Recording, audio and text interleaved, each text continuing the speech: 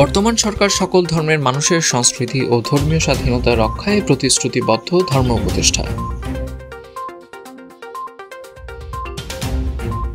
Symbol of Rangamati খ্যাত ঝুলন্ত সেতুর খুব কাছেই স্বল্প খরচে থাকার সুব্যবস্থা, হোটেল ZY রেসিডেন্সিয়াল।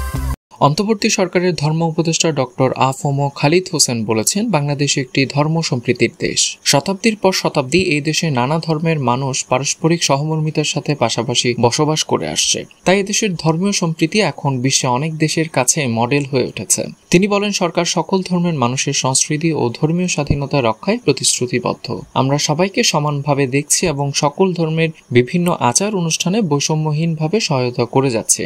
আলেম ওলেমাদের উদ্দেশ্যে ধর্ম উপদেষ্টা বলেন, এদেশের সামাজিক বিকাশে আলেম ও ওলেমাদের অবদান রয়েছে।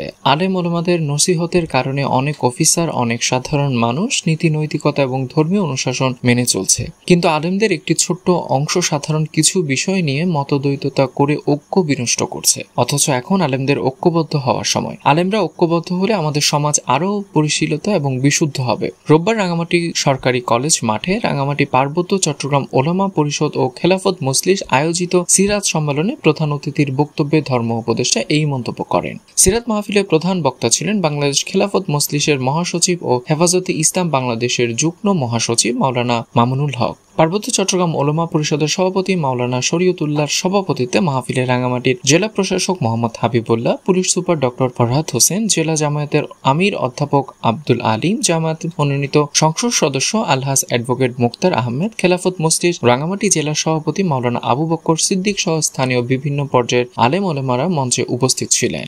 Desk report, CST TV.